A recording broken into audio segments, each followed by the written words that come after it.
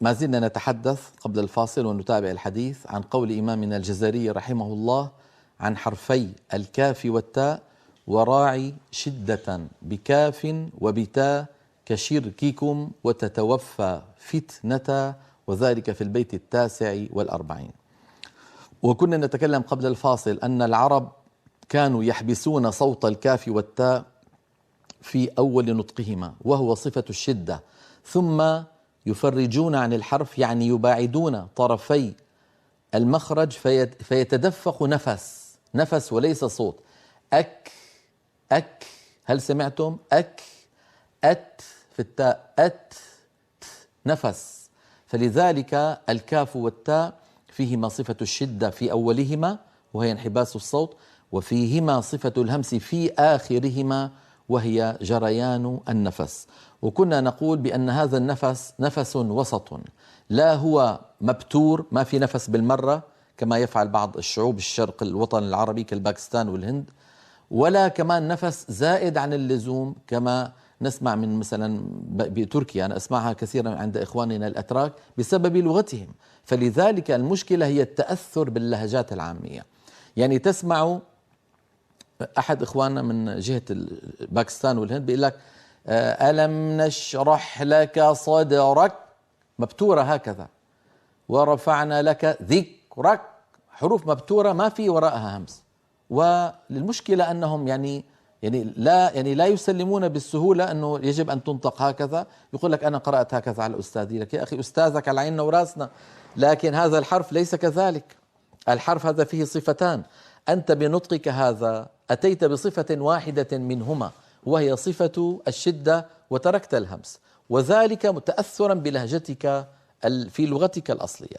إخواننا بتركيا بالعكس، إخواننا بتركيا يبالغون في الهمس. إك كو بلا كو.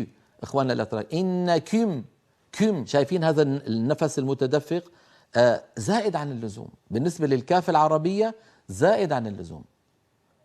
مرة بزمان وصليت في اسطنبول وراء إمام فقرأ قوله تعالى: قل إن كان آباؤكم وأبناؤكم وإخوانكم، كل الآية كم.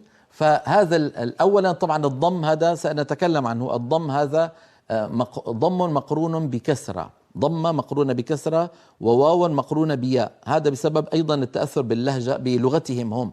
لكن الموضوع الذي نتكلم عنه اليوم هو الكيو، الهواء المتدفق الزائد عن اللزوم. إذن همس الكاف العربية كما نقلناه عن أئمتنا وكما هو مدون في كتب الأئمة من لدن دونت اللغة إلى الآن، أن الكاف والتاء فيهما صفة الشدة وفيهما صفة الهمس.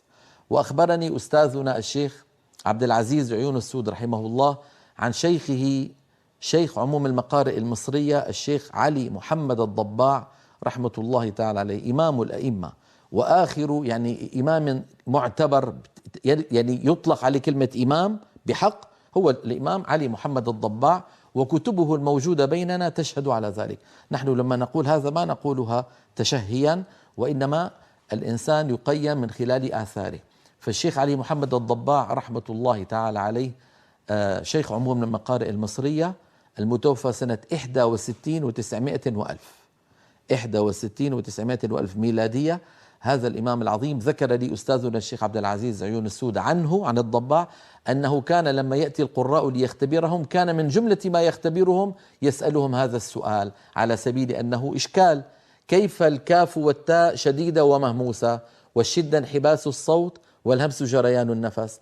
قلت منذ قليل إن الكلام ظاهره تناقض. فمن كان منهم يجيب بأن الشدة أولا فالهمس ثانيا كان يفرح الضباع رحمه الله من جواب هذا ويثني عليه وعلى فهمه. ومن كان يقف حائرا أمام هذه المسألة كان الشيخ الضباع رحمه الله يشرحها له. إذن لا بد من أن يجري الإنسان شيئا من النفس من غير مبالغة ولا تفريط، يعني لا إفراط ولا تفريط. هكذا أك في الكاف الساكنة، ذكرك، إنك بالنسبة للكاف. بالنسبة للتاء كورت، انكدرت، عطلت، حشرت، فتنة، فتنة، فإذا بعد شدة التاء همس. هكذا كانت العرب تنطق ونحن نقلدهم. هنا تحدث كما ذكرت لكم إما بتر وإذهاب للهمس وإما مبالغة فيه، فلا هذا يصح ولا ذاك يصح. أيضا هناك أمر نبه عليه ابن الجزري رحمه الله بالنسبة لمن يأتي بالهمس. بعض من يأتي بالهمس في التاء بالذات ينطقها هكذا، اسمعوني جيدا: كورت، انكدرت، عطلت، وكأنه يتبع التاء سينا.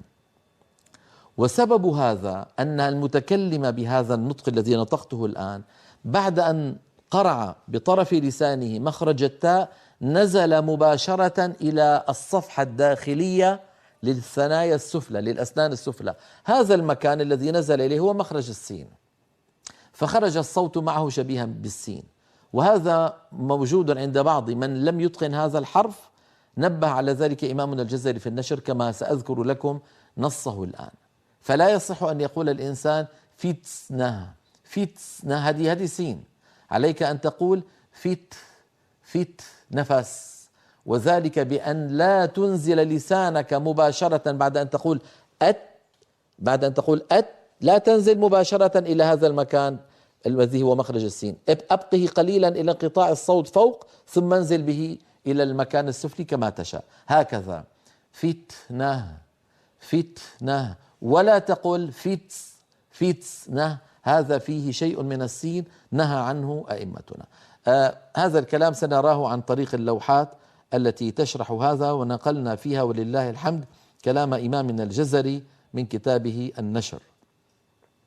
نرى على اللوحة قول الجزري رحمه الله: وراعي شدة بكاف وبتاء كشرككم وتتوفى فتنة. قال الإمام ابن الجزري في النشر: والكاف فليعنى بما فيها من الشدة والهمس. أرأيتم أيها الإخوة كيف أنه نبه على كلتا الصفتين، من الشدة أي انحباس الصوت، والهمس أي جريان النفس، لئلا يذهب بها إلى الكاف الصماء. سماها الكاف الصماء التي ذكرتها لكم، هكذا مبتورة، لئلا يذهب بها إلى الكاف الصماء الثابتة في بعض لغات العجم. إذن هذا الأمر ليس بحديث، ما نسمعه من بعض إخواننا من الهنود والباكستانيين من بتر صوت الكاف، هذا شيء ابن الجزري قبلنا ب700 سنة أو 600 سنة بالأحرى سمعه، وبين أنه لا يصح. الثابتة في بعض لغات العجم، فإن تلك الكاف غير جائزة في لغة العرب.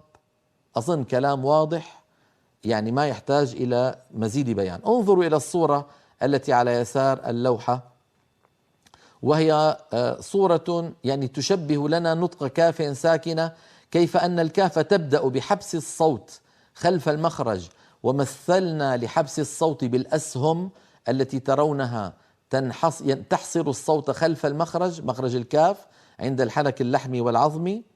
ثم مثلنا للهواء والنفس المتدفق بعد حبس صوت الكاف، مثلنا له بهذا الدخان الأبيض الذي ترونه في الصورة. سأحاول أن أنطق مع الصورة للكاف الساكنة: أك أك أك أك، هذا هو الكاف الساكنة. لو كانت الكاف متحركة، انظروا الآن اللوحة تغيرت، اللوحة الآن صارت لكاف مفتوحة. انظروا كيف أن أيضا الصوت يكون محبوسا ثم ينطلق، وكذلك النفس، لكن النفس ضعيف أيها الإخوة.